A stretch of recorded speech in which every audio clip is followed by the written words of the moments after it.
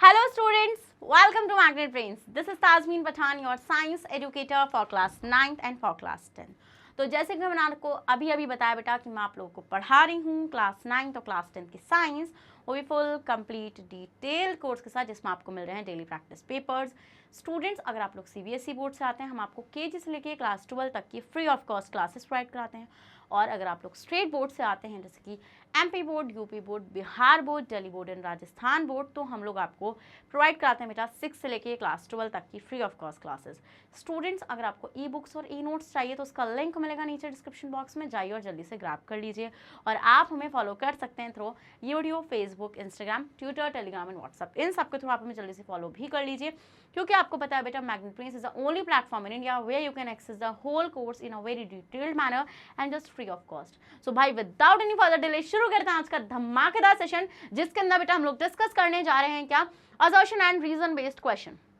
क्या डिस्कस करेंगे? Assertion and reason based question आज हम लोग इस सेशन के अंदर डिस्कस करने जा रहे हैं। देखिए, सबसे इंपॉर्टेंट चीज कि असर्शन रीजन बहुत सारे बच्चों को नहीं समझ में आता है। Yes, this is the main concern of our education system, because the teachers are मतलब trying to explaining, but the thing is कि हमने शुरू से ऐसे क्वेश्चंस को कभी डील नहीं किया, बचपन से हमने कभी ऐसे क्वेश्चंस को डील नहीं किया।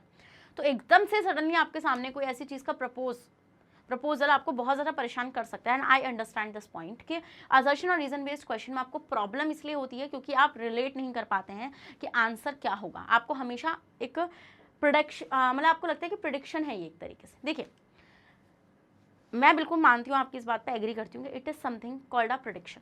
यस, क्योंकि हम देखते हैं कि दो पर्सन के पॉइंट ऑफ व्यू अलग हो सकते हैं अगर स्टेटमेंट ऐसा कुछ गिवन है, बट द पॉइंट इज बेटा कि आपके लेवल पर आपके ही सिलेबस से वो क्वेश्चंस आते हैं, आपके ही सिलेबस के स्टेटमेंट्स होते हैं, वो चैप्टर स्टेटमेंट्स होते हैं। तो अगर आपने चैप्टर को डिटेल में पढ़ा है तो आई एम प्रीटी श्योर कि आपको उस क्वेश्चन के अंदर प्रॉब्लम नहीं आनी चाहिए। ठीक है, आप जैसे मान लो मैं आपको जैसे ग्रेविटेशन चैप्टर चल रहा है, अब आपको पता है ग्रेविटेशन क्या होता है, आपको पता है देयर इज अ फोर्स, है ना, जो दो ऑब्जेक्ट के बीच में लगे एंड एनीथिंग, मतलब ये सारी चीज़ें आपको ये चीज़ अच्छे से पता है। But the point is this, अगर किसी को यही नहीं पता तो वो क्वेश्चन सॉल्व कैसे करेगा? सो आपका जो मेन मतलब आपका ये समझ लीजिए, आपकी जो रिस्पॉन्सिबिलिटी है वो सिर्फ इतनी है बेटा कि आपको चैप्टर के एक्सप्लेनेशन पार्ट को अच्छे से करना है। क्योंकि जब आप चैप्टर के एक्सप्लेनेशन पार्ट को अच्छे से करोगे, आप चैप्टर के कॉन्सेप्चुअल पार्ट को अच्छे से करोगे, तो assertion reason based question easy हो जाएंगे। बट अगर आप ये चीज़ इग्नोर करते हो बेटा, तो there is a lot of chances कि आपके वो क्वेश्चन गलत ही होंगे। सो स्टूडेंट, आप 9th के स्टूडेंट्स हैं, अभी 9th क्लास में अभी आप, बट आप 10th में प्रमोट होंगे, फॉर श्योर होंगे ना, मतलब कि आप रिजल्ट लाएंगे अच्छा सा, है ना, फिर 10th में चले जाएंगे। बेटा 10th का जो बोर्ड का पेपर आता है वो एक कॉम्पिटिशन बेस्ड क्वेश्चन पेपर अब हो चुका है 50% में। ठीक है, मतलब कि 50% आपका थियोरी आएगा एंड 50% आपके कॉम्पिटेंसी बेस्ड क्वेश्चंस उसके अंदर हमें देखने के लिए मिलते हैं। जैसे कि हम लोग अगर बात करेंगे बेटा, उसमें 5 सेक्शंस होते हैं, ABCDE। इन 5 सेक्शंस में जो आपका सेक्शन ए होता है, क्या जो आपका सेक्शन ए होता है, उस सेक्शन ए को अगर मैं ध्यान से देखूंगी तो वहां पर आपको MCQs और असर्शन रीजन देखने के लिए मिल जाते हैं। ठीक है, फिर सेक्शन ई में होता है बेटा आपका case based study questions for the chapters. So student, ये जो कंपटीशन बेस्ड है, तो ये कब आप कर पाएंगे? ये आप कर पाएंगे तभी जब आपको टॉपिक अच्छे से आता हो, आपको एक कॉन्सेप्ट क्लैरिटी हो उस टॉपिक को लेकर। समझ रहे हो मेरा पॉइंट ये वाला? So there must be a concept clarity regarding a topic. तो अब जैसे हम लोग ग्रेविटेशन का असर्शन रीजन देखेंगे, तो यहाँ से आपको क्या फायदा मिलेगा कि भाई आपके अगर ऐसे क्वेश्चन आते भी हैं एग्जाम्स में, तो टीचर्स क्या करेंगे, मतलब आपको पता लगेगा ना कि कैसे डील करना है। जब आप मेरे साथ पढ़ेंगे, आप मेरे को देखेंगे कि मैं कैसे क्वेश्चन को अप्रोच कर रही हूँ, है ना। सो स्टूडेंट, आपको पता है असर्शन रीजन में क्या होता है? Assertion there is a strong statement. क्या असर्शन आपका एक स्ट्रॉन्ग स्टेटमेंट होता है, और रीजन उसका कारण कि वो जो आपका स्ट्रॉन्ग स्टेटमेंट है वो आप क्यों बोल रहे हैं, है ना। चलिए पढ़ते हैं पहला क्वेश्चन, असर्शन। तो असर्शन है बेटा आपका universal gravitation constant ji is a scalar quantity. ठीक है, ये बोल रहे हैं बेटा जो आपका यूनिवर्सल ग्रेविटेशन कांस्टेंट होता है ना जी, ये आपका एक स्केलर क्वांटिटी होता है। The first thing comes in your mind is this कि ma'am what is scalar quantity, है ना, and what is universal gravitational constant. बेटा मैंने आपको एक बात बताई थी कि पहले स्केलर क्वांटिटी की अगर मैं बात करूँ तो ये एक ऐसी यूनिट होती है, ये एक ऐसी फिजिकल यूनिट होती है जिसका सिर्फ मैग्नीट्यूड होता है, ओनली मैग्नीट्यूड। मैग्नीट्यूड का मतलब होता है बेटा साइज, जिसका सिर्फ साइज होता है, कोई डायरेक्शन नहीं होती है, only magnitude, but there is a no direction. But रुको यार एक मिनट,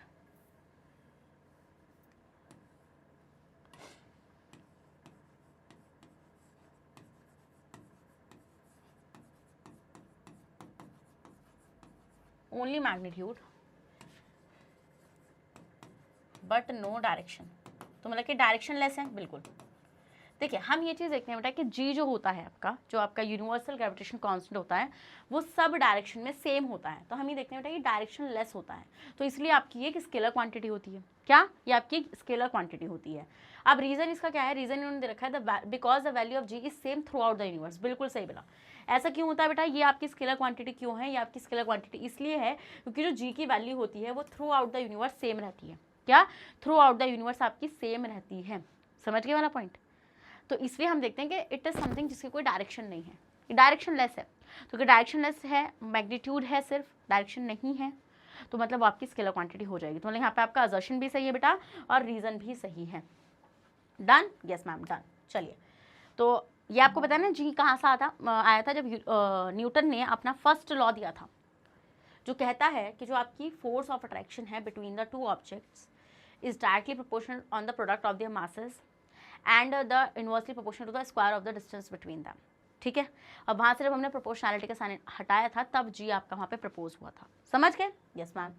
अब आते हैं बेटा आपका नेक्स्ट क्वेश्चन, क्वेश्चन नंबर 2, और देखते हैं क्वेश्चन नंबर 2 हमारा क्या कह रहा है। असर्शन है when a distance between two bodies is double. Okay, ये बोल रहे हैं कि जब दो बॉडीज की जो डिस्टेंस आप उसको डबल कर देंगे and also masses of each body is double, और उसकी जो वो है मास है हर बॉडी का वो भी डबल कर दोगे, तो ग्रेविटेशन फोर्स जो होगा बिटवीन दैम रिमेन सेम। ये बोल रहे हैं कि उन दोनों के बीच का जो ग्रेविटेशन फोर्स होगा वो सेम रहेगा। अब आप इसको कैलकुलेट कैसे करोगे? देखो ये बोल रहे हैं कि दो बॉडीज हैं m1 m2, और इन दोनों के बीच की डिस्टेंस है, तो मासेस को भी आपने क्या करा? डबल करा है। m1 एंड m2 इन दोनों को भी आपने क्या कर दिया बेटा? डबल कर दिया है ना, और जो डिस्टेंस है उसको भी डबल कर दिया बेटा। डिस्टेंस को भी आपने यहाँ पे क्या कर दिया है? डबल कर दिया है, मतलब आर को भी आपने यहाँ पे डबल कर दिया। जब दोनों चीज़ें डबल कर दी हैं बेटा तो वो कैंसिल आउट हो जाएंगी ना। हाँ जी, समझ रहे हैं इस पॉइंट को? नहीं समझ रहे हैं आप? जल्दी बताइए। समझ रहे हैं? तो देखो हम क्या करेंगे बेटा, हम यहाँ पे यही चीज़ ऑब्जर्व करेंगे आपका कि F is equals to G, ये अगर मैं यहाँ से हटा दूँ m1 m2 upon R square, क्या? Upon R square. तो हम यहाँ पे क्या देखते हैं बेटा? हम यहाँ पे देखते हैं कि जी आप कैसे रहेगा? दोनों मासेस को डबल कर दिया तो 2m1 into 2m2 upon are भी बेटा डबल कर दिया 4 का स्क्वायर, तो इट विल बी जी 2 2 4, तो 4m1 m2 है ना, 4 यहाँ ले लेते हैं आगे जी से, अपॉन 4 आप अब ये तो 6 तो 2 है ना, ये मैंने 4 क्यों लिख दिया यहाँ पे 2 आएगा ना, ये 2 हो जाएगा, ये 2 हो जाएगा, तो 2 2 4, तो बेटा 4 से 4 कैंसिल हो जाएगा। तो अगर 4 से 4 कैंसिल हो जाएगा बेटा तो आपका जो फोर्स था वो सेम ही तो रहेगा,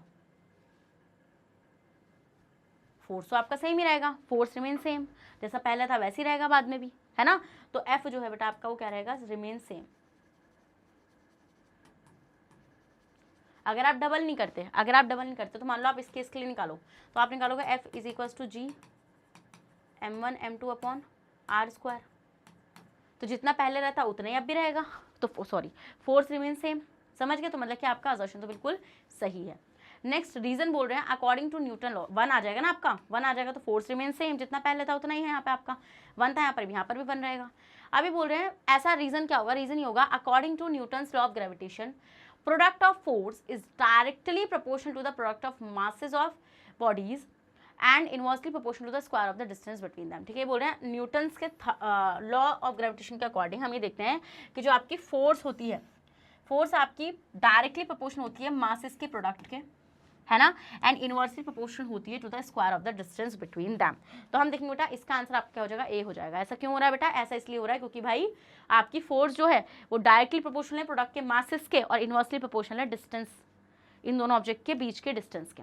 समझ में आया? पहले आप इतने का जल्दी से स्क्रीनशॉट ले लो जल्दी से स्क्रीनशॉट ले लिया? हाँ जी, लिया कि नहीं लिया? तो समझ में आया ना बेटा ऐसा क्यों होता है? ऐसा इसलिए होता है। तो आपको पता है बेटा, आपको ये चीज़ पता है कि एफ जो है वो डायरेक्टली प्रोपोर्शनल प्रोडक्ट के मासेस पर डिपेंड करता है, इनवर्सली प्रोपोर्शनल आर स्क्वायर पे। तो अगर आप इसको या इसको चेंज करते हो तो फोर्स के साथ चेंज ज़रूर आता है। ठीक है, फोर्स के साथ आपका ज़रूर चेंज आता है। जैसे हम देखते हैं कि यहाँ पर आप डबल करोगे तो फोर्स भी डबल हो जाएगी, हाफ करोगे मासेस को तो फोर्स भी हाफ हो जाएगी। बट अगर मैं रेडियस की बात करूँगी बेटा, तो अगर आप डिस्टेंस को डबल करोगे तो फोर्स हाफ हो जाएगी, 1 हाफ हो जाएगी, मतलब आप ये बोल सकते हैं 1/4 हो जाएगी और बेसिकली, ठीक है। इसको हाफ करेंगे तो वो आपकी 4 टाइम हो जाएगी। तो ऐसा हमें देखने के लिए मिलता है, क्योंकि इन्वर्सली प्रोपोर्शन में एक चीज़ बढ़ती है तो दूसरी चीज़ आपकी घट जाती है। चलिए अब आते हैं बेटा नेक्स्ट क्वेश्चन नंबर 3 पे।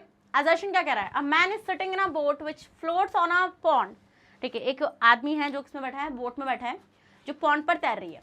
If the man drink some water, अगर मैन जो है बेटा वो क्या करेगा, कुछ देखो क्या बोल रहे हैं यहाँ पे, अगर एक मैन कुछ पानी पी लेगा पॉन्ड से, तो जो वाटर का लेवल है पॉन्ड में वो कम हो जाएगा, इनका कहना ये है। चलिए ठीक है, तो बिकॉज ऐसा क्यों होगा बेटा, पहली बात तो आपको ये पता होना चाहिए कि बोट जो है वो फ्लोट क्यों कर रही है। आपको फ्लोटेशन का कॉन्सेप्ट पता है, आपको ये चीज़ अच्छे से पता है कि अगर जो वेट है, weight of an object is equal to the weight of the displaced water,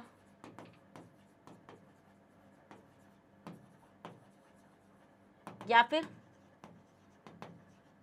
wait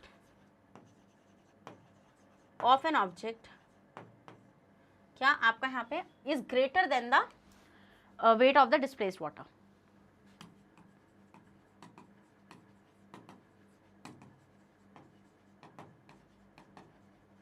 wait of the displaced water, ठीक है। तो हम ये चीज ऑब्जर्व करते हैं बेटा कि आपके इसी दो केस में फ्लोटेशन हो सकता है, क्या फ्लोट कर सकता है ऑब्जेक्ट, कर सकता है नहीं कर सकता है, यस मैम ये चीज कर सकता है। पहले आप इतने का स्क्रीनशॉट लो। अब हम ये चीज देखते हैं बेटा कि एक बंदा बैठा है बोट में, तो ऐसा क्यों हो रहा है बेटा, वो मैंने कहा पे लिख दिया, ग्रेट ऑफ एन ऑब्जेक्ट नहीं, wait of the displaced water, मतलब कि डिस्प्लेस्ड वाटर का वेट ज्यादा है ऑब्जेक्ट के वेट से, ठीक है, वरना तो सिंक कर जाएगा ना अगर ऑब्जेक्ट का वेट ज्यादा होगा। तो ये बोले कि man is sitting in a boat, तो अगर कोई बंदा बोट में बैठा हुआ है और उसने उस पॉन्ड में से थोड़ा पानी पी भी लिया, तो ये बोल रहे हैं कि पॉन्ड का जो वाटर लेवल है वो डिक्रीज हो जाएगा।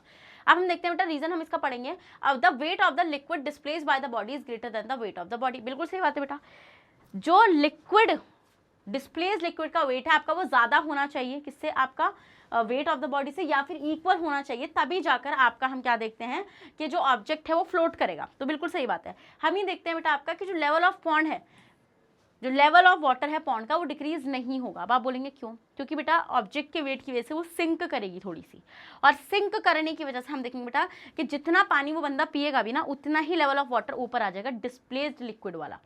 समझ गए, पॉन्ड का लेवल था वाटर का, ठीक है, पॉन्ड का वाटर मतलब पॉन्ड में पानी था, उसमें से उसने थोड़ा सा पानी पी लिया। अब जब बोट उसमें गई तो बोट ने क्या करा, बोट ने बेटा अपने वेट के अकॉर्डिंग उस लिक्विड को डिस्प्लेस कर दिया, है ना। तो बेटा जितना पानी उस बंदे ने पिया था, तो डिस्प्लेस लिक्विड का क्या हुआ होगा, लेवल थोड़ा सा ऊपर आ गया होगा, क्योंकि उतनी जगह उसकी जगह किसने ले ली थी, बोट ने ले ली थी। तो वो जो लेवल ऊपर आया, तो मतलब जो पानी उस बंदे ने पिया भी था उसको कौन मेंटेन करके ले गया, वो डिस्प्लेस लिक्विड का लेवल। तो मतलब कि यहाँ पे आपका जो पॉन्ड का वाटर लेवल है वो चेंज नहीं होगा, रिमेन अनचेंज रहेगा, ठीक है। तो इसका आंसर क्या हो जाएगा बेटा आपका, यहाँ पे हम यहाँ पे क्या देखेंगे आपका कि आपका असर्शन तो गलत है बेटा, बट रीजन आपका फॉल्स है।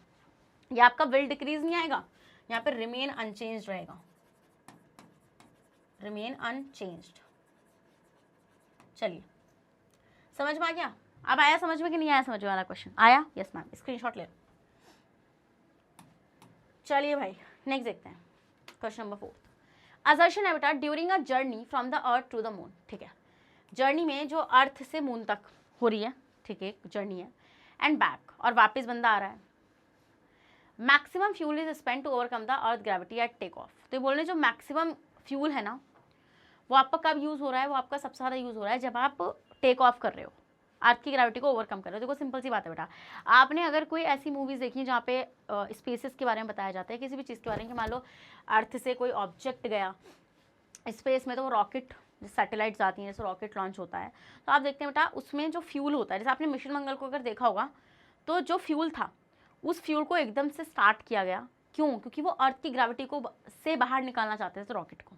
समझ रहे हो मेरा पॉइंट, क्योंकि अर्थ क्या है बेटा, उस पर एक फोर्स ऑफ अट्रैक्शन अप्लाई कर रही है, जिससे उस फोर्स ऑफ अट्रैक्शन की वजह से वो ऑब्जेक्ट बाहर नहीं जा पाएगा अगर वो ज़्यादा फोर्स ना लगा दे ग्रेविटेशन फोर्स से। तो बेटा वो ज़्यादा ग्रेविटेशन फोर्स जो है वो कहाँ से आएगी, वो फ्यूल के थ्रू आएगी, ठीक है। फ्यूल इतना मैक्सिमम यूज हो जाएगा कि भाई अर्थ से जो ग्रेविटेशनल फोर्स है वो उसको रॉकेट ओवरकम कर जाएगा और अपना स्पेस में निकल लेगा। बिल्कुल सही बात है।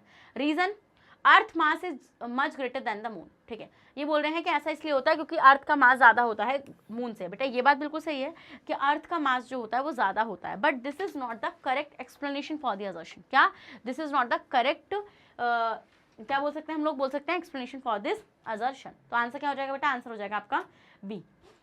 बिल्कुल सही बात है कि अर्थ का मास ज़्यादा होता है बेटा मून के मास से। ठीक है, बट ये इसके लिए करेक्ट एक्सप्लेनेशन नहीं है। यहाँ पे करेक्ट एक्सप्लेनेशन क्या आनी चाहिए थी कि भाई मैक्सिमम फ्यूल इसलिए यूज हो रहा है क्योंकि जो फोर्स ऑफ ग्रेविटेशन है वो क्या कर रही है, वो उस ऑब्जेक्ट को जाने नहीं देना चाह रही बाहर, मतलब कि उस रॉकेट को बाहर नहीं जाने देना चाह रही है। समझ गए वाला पॉइंट? ओके मैम, तो इसलिए उसको ओवरकम करने के लिए मैक्सिमम फ्यूल वहाँ पे यूज हो जाता है। नेक्स्ट आते हैं question number 5, assertion. Any two bodies in the universe attract each other by a force called gravitational force। ठीक है, ये बोल रहे हैं कोई भी दो बॉडीज हैं बेटा यूनिवर्स में जो एक दूसरे को अट्रैक्ट कर रही हैं by the force called gravitational force. आपको ये चीज पता है बेटा, जो ये जो न्यूटन का लॉ था ना, लॉ ऑफ मतलब ग्रेविटेशन वाला, उसमें उसने एक बहुत सही बात बोली थी। उसने बोला था कि ये यूनिवर्सल लॉ क्यों है, क्योंकि ये हर ऑब्जेक्ट पर अप्लाई होता है यूनिवर्स में जिसका कुछ ना कुछ मास है। यस मैम, तो मान लो यहाँ पे आपके पास दो बॉडीज है, दो बॉडीज है।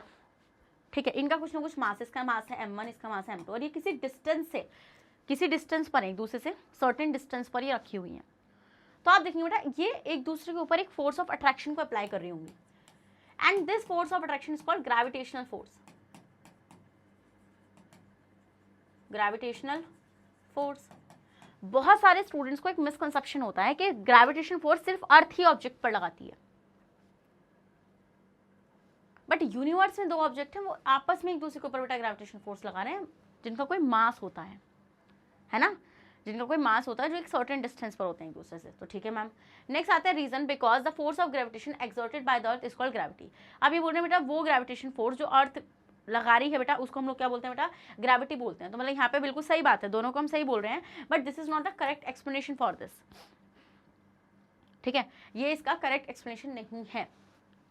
समझ गए या नहीं समझ गए? यस मैम समझ गए। सो अब नेक्स्ट बढ़ जाते हैं। देखो आपने बेटा न्यूटन के दो लॉज, 2 लॉज मैंने आपको पढ़ाए थे। एक तो था न्यूटन का सेकंड लॉ, एक था न्यूटन का थर्ड लॉ। न्यूटन के थर्ड लॉ में मैंने आपसे एक बात बोली थी कि न्यूटन का थर्ड लॉ कहता है कि अगर आपके पास दो बॉडीज हैं, उसमें से एक बॉडी जो है वो जितनी भी फोर्स किसी बॉडी पर लगा रही है, दूसरी वाली बॉडी पर लगा रही है, तो दूसरी वाली बॉडी भी फर्स्ट वाली बॉडी पर इक्वल एंड अपोजिट फोर्स को अप्लाई करेगी। ये चीज़ मैंने आपसे बोली थी या नहीं बोली थी? चलिए बताइए, बोली थी ये बात मैंने आपसे? यस मैम, ये चीज़ आपने बोली थी हमसे। सो बेसिकली बेटा कोई भी ऑब्जेक्ट इस यूनिवर्स में एग्जिस्ट कर रही है तो वो एक दूसरे पर कोई ना कोई फोर्स ऑफ अट्रैक्शन को लगा रही हैं, बट हमें हर चीज़ एक दूसरे के टुवर्ड्स चलती हुई नजर नहीं आ रही है क्योंकि वहाँ पे मास और एक्सेलरेशन का खेल होता है। समझ गए? ओके, सो नेक्स्ट आते हैं आपका क्वेश्चन नंबर 6। तो ये क्या कह रहा है, an object floats if it displaces an amount of liquid whose weight is greater than the actual weight of the object। ठीक है, ये बोल रहे हैं बेटा एक ऑब्जेक्ट जो है, एक ऑब्जेक्ट फ्लोट कर रही है क्योंकि वो कितना अमाउंट ऑफ लिक्विड को डिस्प्लेस कर रही है, मतलब ज़्यादा अमाउंट ऑफ लिक्विड को डिस्प्लेस कर रही है then the weight of the object. ठीक है, बिल्कुल सही बात है मैम। मैंने आपको क्या बताया था कि एक ऑब्जेक्ट फ्लोट ही जब कर पाएगा या तो वो इक्वल अमाउंट ऑफ लिक्विड को डिस्प्लेस कर दे अपने वेट के अकॉर्डिंग, या फिर आपका जो वेट ऑफ डिस्प्लेस लिक्विड है वो ज़्यादा हो जाए। एज सिंपल एज दैट, है ना? Yes ma'am, because during flotation an object experiences no net force in downward direction. हमें देखते हैं बेटा फ्लोटेशन के टाइम पर जो ऑब्जेक्ट होता है आपका वो कोई भी नो नेट फोर्स, कोई भी नेट फोर्स को एक्सपीरियंस नहीं करता है डाउनवर्ड डायरेक्शन में। मैंने आपको एक बात बताई थी बेटा, एक अपवर्ड फोर्स अप्लाई होती है यहाँ पे, बॉयंट फोर्स। क्या? Because of the buoyant force कोई भी आपका ऑब्जेक्ट सिंक करेगा या फिर फ्लोट करेगा। अब उसमें भी केसेस होते हैं कि ऑब्जेक्ट का वेट, मतलब वॉल्यूम कितना है, लिक्विड की डेंसिटी कितनी है, वो सारी चीज़ें उन फैक्टर्स पर डिपेंड करती हैं। तो इसका आंसर क्या हो जाएगा बेटा? इसका आंसर हो जाएगा आपका बी। बिल्कुल सही बात है बेटा, बट ये इसकी करेक्ट एक्सप्लेनेशन नहीं है। क्या? ये इसकी करेक्ट एक्सप्लेनेशन नहीं है। समझ गए? चलिए मैम, नेक्स्ट आते हैं आपका question number 7, assertion. Weight of a body on earth is equal to the force with which the body is attracted towards earth. एक बहुत इंपॉर्टेंट क्वेश्चन जो हमेशा हर बच्चे के दिमाग में आता है कि मैम किसी भी ऑब्जेक्ट का वेट क्या है, मास क्या है, वेट और मास में डिफरेंस क्या होता है? मास क्या होता है बेटा? कोई भी सब्सटेंस आपके पास, वो सब्सटेंस कितने अमाउंट ऑफ मैटर से बना हुआ है। क्या? जो आपके पास सब्सटेंस है वो सब्सटेंस कितने अमाउंट ऑफ मैटर से बना हुआ होता है, ये होता है मास। बट वेट क्या होता है किसी भी बॉडी का? वेट होता है कि जो अर्थ है ना वो एक ऑब्जेक्ट पर क्या लगा रही है बेटा? फोर्स ऑफ अट्रैक्शन लगा रही है, और जिस फोर्स ऑफ अट्रैक्शन से वो ऑब्जेक्ट अर्थ के टूवर्ड्स अट्रैक्ट हो रहा है वही है वेट। क्या? वही है वेट। तो बेसिकली वेट आपका एक फोर्स होता है। वेट क्या है बेटा? Weight is equals to force. Weight आपका क्या है? वेट आपका फोर्स है। तो समझ में आया, weight of body on earth is equal to the force with which the body is attracted towards earth. तो वेट क्या है किसी भी बॉडी का? जिस फोर्स से वो अर्थ के टूवर्ड अट्रैक्ट हो रहा है। ठीक है ma'am, because wait of a body is independent of the mass of the body. ठीक है, ये बोल रहे हैं बेटा कि जो वेट होता है बॉडी का वो इंडिपेंडेंट होता है मास ऑफ द बॉडी के। गलत बेटा, जो वेट ऑफ द बॉडी होता है वो आपका डिपेंड करता है मास ऑफ द बॉडी पर। W is equal to mg सुना है? हाँ जी। ऑब्जेक्ट का वेट, देखो यार सिंपल सी बात है, किसी भी ऑब्जेक्ट को अर्थ अपनी तरफ अट्रैक्ट कैसे करेगी? This is a force of attraction ना, है ना। और जिस फोर्स से ऑब्जेक्ट अट्रैक्ट हो रहा है वो आपका वेट है। अब वो जो फोर्स है वो तो मासेस पर डिपेंड करती है ना, तो मतलब कि आपका वेट जो है बेटा वो मास पर डिपेंड करेगा। तो यहाँ पे बिल्कुल गलत है reason, reason is false. Assertion सही है बेटा, बट रीजन यहाँ पर क्या हो जाएगा? रीजन यहाँ पर फॉल्स हो जाएगा। समझ में आ रहा है या नहीं समझ में आ रहा है? जल्दी से आप इतने का स्क्रीन शॉट ले लीजिए, जल्दी से ले लीजिए आप इतने का स्क्रीन शॉट। डन, चलिए आगे बढ़ जाते हैं। सो स्टूडेंट नेक्स्ट है क्वेश्चन नंबर 8 और देखते हैं हमारा क्वेश्चन नंबर 8 हमसे क्या कह रहा है। Assertion, if we drop a stone, ठीक है, अगर हम एक स्टोन को ड्रॉप करेंगे and a sheet of paper from a balcony of first floor, मतलब एक बंदा बालकनी में खड़ा है फर्स्ट फ्लोर की और वो ड्रॉप कर रहा है इन दोनों चीज़ों को, then the stone will reach the ground first. तो स्टोन जो है वो सबसे पहले ग्राउंड पर पहुंचेगा। देखो एक सिंपल सा बात है, ये केस मैं आपको बताती हूँ। मान लीजिए आपके पास यहाँ पे एक बिल्डिंग है, अब ये मान लो ये उसकी बालकनी है जो मैं आपको बता रही हूँ। अब मैं बालकनी नहीं बना सकती ना, और ये पर्सन यहाँ पे खड़ा है, इसके हाथ में स्टोन है और इसके हाथ में क्या है बेटा? और क्या था? If you drop a stone and a sheet of paper, और एक शीट ऑफ पेपर है। ठीक है, इसके हाथों में ये दो चीजें हैं। चलिए, स्टोन और शीट ऑफ पेपर।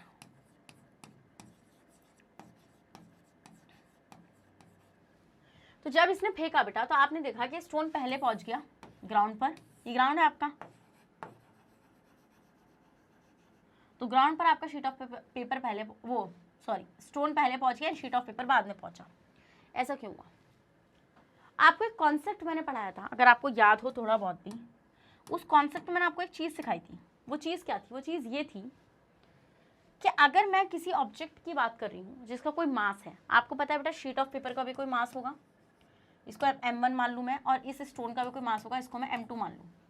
तो अब m1 और m2 मैंने मान लिया, यहाँ पे मासेस मान लिया मैंने। अब आपने एक चीज़ ऑब्जर्व करी है बेटा, वो चीज़ ये है कि कभी भी जो आपकी g की वैल्यू होती है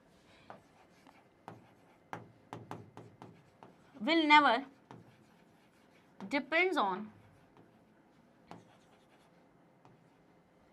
depends on mass of the object।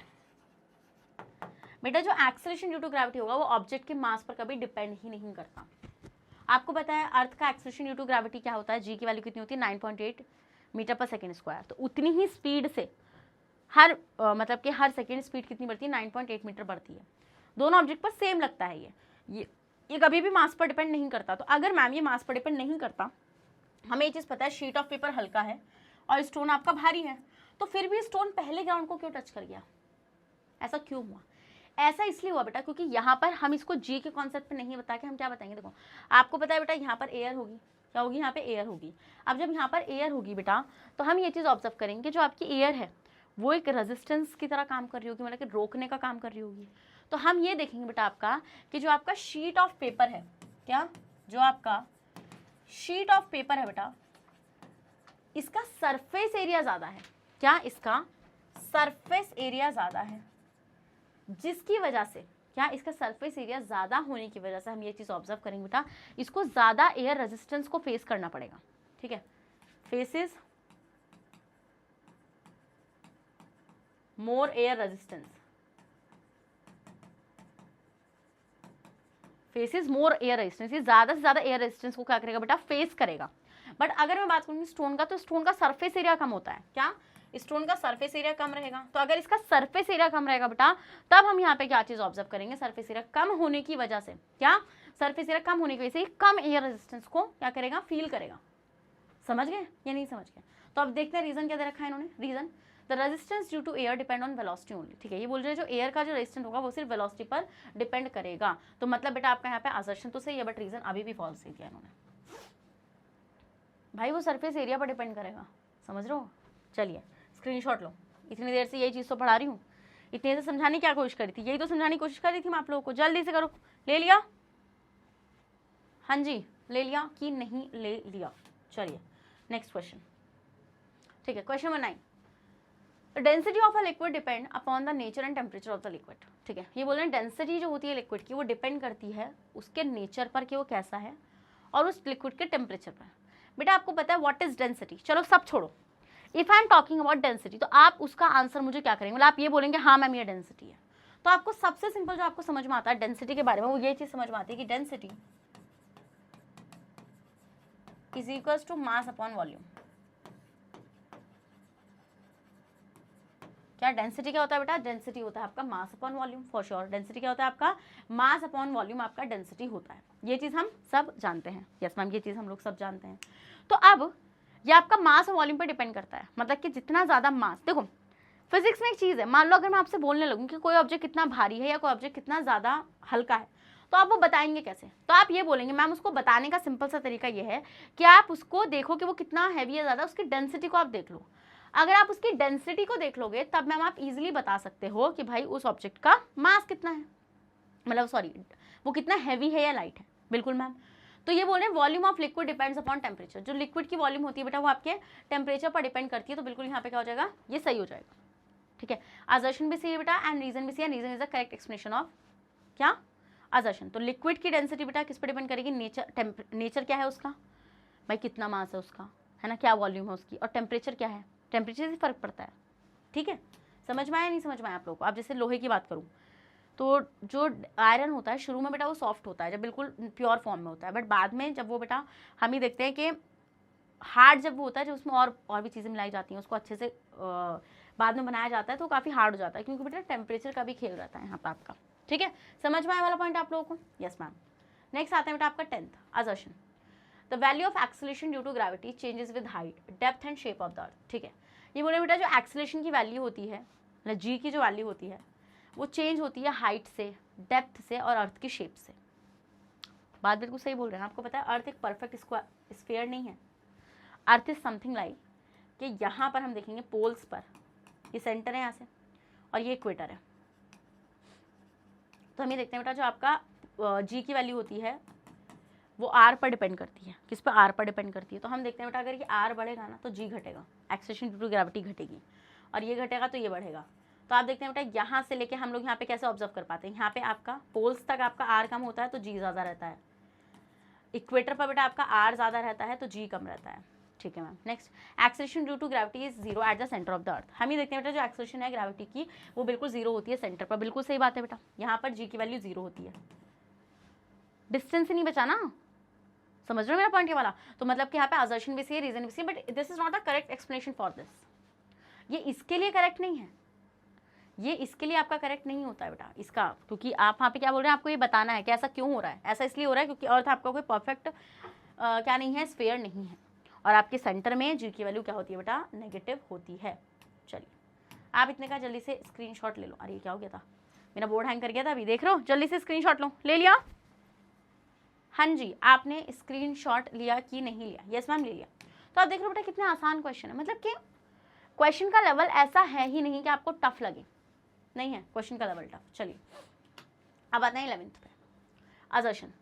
It is a gravitational force exerted by the sun and the moon at the sea water that causes the formation of tides in the sea. हाँ देखो एक बात बताओ यार, आपने इतने सारे natural phenomena देखे कि प्लैनेट्स का जो मतलब कि रेवोल्यूशन है अराउंड द सन, मून और सन, मतलब जो आपका अर्थ है वो बीच में है और उसके अराउंड कैसे मून चक्कर लगा रहा है, अर्थ सन के अराउंड कैसे चक्कर लगा रही है, और प्लैनेट सन के अराउंड कैसे चक्कर लगा रहे हैं, टाइड्स का फॉर्मेशन, ये सारी चीज़ें किसने एक्सप्लेन करी? न्यूटन के यूनिवर्सल ऑफ ग्रेविटेशन नहीं तो इसको एक्सप्लेन किया कि नहीं किया? जल्दी बताओ, किया कि नहीं किया? उसने किया इन सब चीज़ों को एक्सप्लेन? यस मैम, उसने किया इन चीज़ों को एक्सप्लेन अपना। ठीक है, तो gravitation force is a strong force. ये बोल रहे हैं कि जो ग्रेविटेशन फोर्स ऑफ अट्रैक्शन होता है वो एक स्ट्रॉन्ग फोर्स होता है। ये बिल्कुल सही बात है बेटा। देखो टाइड्स का फॉर्मेशन सी में, ये जो लहरों का बनना, बड़ी लहर छोटी लहर, ये जो होती है बेटा आपकी, ये जो सारा पूरा कॉन्सेप्ट था ना, ये आपका कौन है बेटा? ये सन और मून की ग्रेविटेशनल फोर्स की वजह से है। सन और मून ग्रेविटेशनल फोर्स अप्लाई करते हैं बेटा, जिसकी वजह से टाइड्स का फॉर्मेशन होता है, because gravitational force is a strong force of attraction. तो हम यहाँ पे क्या देखेंगे बेटा? आपका यहाँ पर आपका असर्शन तो सही है, बट रीजन इन्होंने फॉल्स बता रखा है। देखो रीजन हम यहाँ पे फॉल्स नहीं बोलेंगे। ग्रेविटेशनल फोर्स जो होती है ना, अट्रैक्शन, वो एक स्ट्रॉन्ग फोर्स होती है। तो हम यहाँ पे बोलेंगे कि आपका यहाँ पे ये एनिमेशन गलत लगी बेटा, इसका आंसर बी होगा। असर्शन और रीजन दोनों ही सही हैं, बट रीजन यहाँ पे करेक्ट एक्सप्लेनेशन नहीं है इस असर्शन की। समझ गए? Yes ma'am. नेक्स्ट आते हैं क्वेश्चन नंबर 12। ठीक है, क्वेश्चन नंबर 12 क्या है? Okay, assertion, an object when throne upward reaches a certain height and falls down. ये बोल रहे हैं कि एक ऑब्जेक्ट था, ऐसे वो ग्राउंड पर था, ठीक है, तो आपने उसको कहाँ फेंक दिया? आपने उसको ऊपर फेंका। When throne upward reaches a certain height and falls down, एक सर्टेन हाइट तक वो पहुंचा, देन वो वापस से नीचे आ गया। Because object which thrown upward get floats on the sky. ये बोलेंगे जो ऑब्जेक्ट आपने फेंका है बेटा वो हवा में तैरने लगेगा, फ्लॉट करने लगेगा, स्काई में फ्लॉट करने लगेगा। नहीं बेटा, ऐसा नहीं हो सकता, क्योंकि आपको पता है जब आप ऊपर की तरफ किसी ऑब्जेक्ट को फेंक रहे हो तो उसका acceleration due to gravity negative जा रहा है। तो acceleration due to gravity negative जाने का मतलब है कि जो आपका ऑब्जेक्ट है वो रिटार्डेशन में जाएगा। तो अगर वो रिटार्डेशन में जाएगा तो एक टाइम पर उसका जो फाइनल वेलोसिटी होगा वो जीरो हो जाएगा। अगर फाइनल वेलोसिटी जीरो हो गया बेटा तो तभी तो वो वापस आ रहा है नीचे। तो मतलब कि यहाँ पर रीज़न बिल्कुल गलत है बेटा, बट असर्शन बिल्कुल सही है। क्या? असर्शन आपका सही हो जाएगा, क्योंकि एक सर्टेन हाइट पे जाने के बाद बेटा आपका फाइनल वेलोसिटी जीरो हो जाएगा ना। समझ गए? स्क्रीनशॉट लो। Move to next question. Assertion, the force that causes the acceleration and keeps the body moving along the circular path is acting towards the centre. ठीक है, ये बोले एक फोर्स है बेटा दैट कॉजेज एक्सेलरेशन, जो एक्सेलरेशन कॉज कर रही है, and keep the body moving, और जिसकी वजह से एक बॉडी जो है वो एक सर्कुलर पाथ में मूव कर रही है। So this force is called centripetal force. बेटा सिंपल सी बात है, मैंने आपको बताई थी, towards the centre of the अर्थ जो फोर्स लगती है वो सेंट्रीपेटल फोर्स होती है। अब जैसे मान लो मैं यहाँ पे, मान लो ये अर्थ है, ठीक है, तो अर्थ क्या कर रही है? इसके अराउंड मान लो ये सैटेलाइट यहाँ पे ऐसे रिवॉल्व कर रही है ऐसे। तो क्यों कर पा रही है बेटा? देयर इज अ क्या, यहाँ पे इसके ऊपर एक क्या लग रही है? एक फोर्स अप्लाई हो रही है, एक सेंटर में एक फोर्स अप्लाई हो रही है यहाँ पे towards the centre of the earth. This is called centripetal force. तो बिल्कुल सही बात है। A force that causes the acceleration, acceleration को कॉज करना और बॉडी को सर्कुलर पाथ में रिवॉल्व कराना। सिंपल सी बात है, सर्कुलर ऑर्बिट में अगर कोई मोशन हो रहा है बेटा, वो हो रहा है आपका बिकॉज ऑफ सेंट्रीपेटल फोर्स। किसकी वजह से? सेंट्रीपेटल फोर्स की वजह से वो आपका क्या हो रहा है, मतलब कि वो घूम रही है।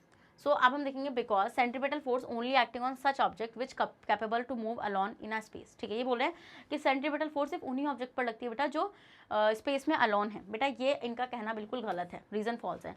सेंट्रीपेटल फोर्स हर उस ऑब्जेक्ट पे लगता है। बेसिकली आपको मैं एक बात बताऊं, ये जो ग्रेविटेशनल फोर्स है ना, सेंट्रीपेटल फोर्स उसी का एक स्पेशल केस है। ठीक है, जो हर ऑब्जेक्ट पे लगता है, वो अलोन हो, साथ में हो, कोई से भी उसमें हो। ठीक है, इससे कोई फर्क नहीं पड़ता कि वो अलोन है या कुछ भी है। नेक्स्ट आते हैं 14th question. Moon is revolve around the earth due to strong force. आपको पता है बेटा मून जो है वो अर्थ के अराउंड क्यों घूम पा रहा है? Because of strong force called gravitational force. Because the force that causes the acceleration and keeps the moving body along the circular path is acting towards the center, this force is called centripetal force। बिल्कुल सही बात है बेटा। Moon का अर्थ के around revolve करना वो एक स्ट्रॉन्ग फोर्स है, एंड वो कौन सी फोर्स है? जो towards the centre of the अर्थ लग रही है, सेंट्रीपेटल फोर्स। तो centripetal force is basically the special case of gravitation force. समझ गए वाला पॉइंट या नहीं समझ गए? तो आंसर क्या हो जाएगा बेटा? इसका आंसर हो जाएगा आपका ए। नेक्स्ट क्वेश्चन है question number 15। Assertion, a force which binds to the earth to us is known as gravitational force. ठीक है बेटा, हमें जो फोर्स अर्थ से जोड़े रखी है वो है आपकी क्या? Gravitational force. बिल्कुल सही बोल रहे हैं भाई। रीजन क्या है इसका? Because gravitational force is a repulsive force exerted from earth core to every object which present on earth। बेटा ये बोल रहे हैं रिपल्सिव। रिपल्सिव का मतलब आपको पता है? रिपल्सिव का मतलब होता है जो दूर फेंकेगी। अगर ग्रेविटेशनल फोर्स एक रिपल्सिव फोर्स होती है बेटा तो हम अर्थ पर एग्जिस्ट नहीं कर पा रहे होते हैं, या अर्थ के अराउंड कोई भी चीज़ आ रही होती है तो वो एग्जिस्ट नहीं करती, क्योंकि फिर रिपल्सिव फोर्स होने का मतलब है कि दूर फेंकना। क्या? दूर फेंकना। तो मतलब यहाँ पे बेटा रीजन बिल्कुल गलत हो जाएगा। ठीक है, ये बेटा एक क्या है? ये एक अट्रैक्टिव फोर्स है, जब भी तो हम अर्थ के टूवर्ड्स अट्रैक्ट करते हैं। मैं चल पा रही हूँ बिकॉज ऑफ दिस, है ना।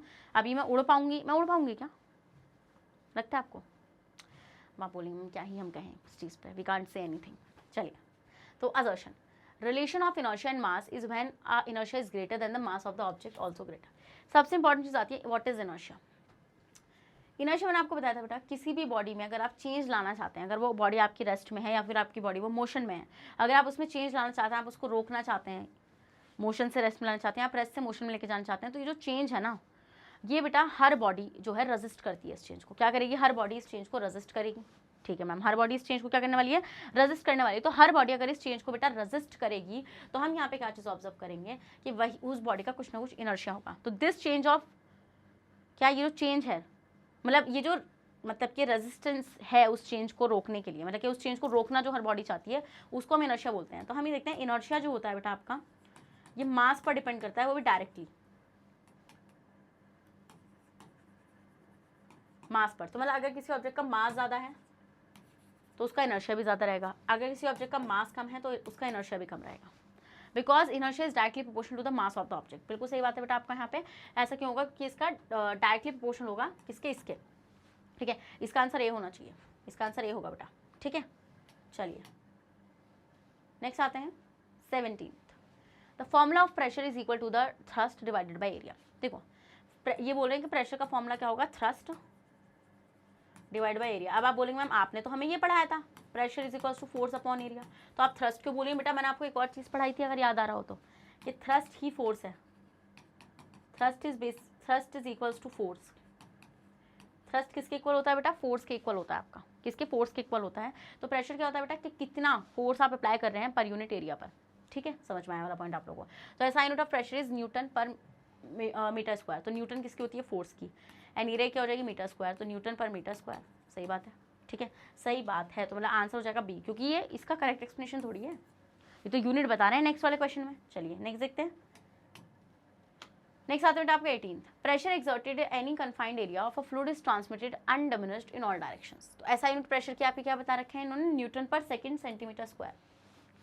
गलत, रीजन बिल्कुल गलत है। असर्शन से ये बेटा, असर्शन ये बोल रहे हैं कि प्रेशर जब आप किसी कन्फाइंड मास पर अप्लाई करते हैं is transmitted undiminished in all directions. ठीक है, तो वो पूरी तरीके से हर डायरेक्शन पे अप्लाई होगा।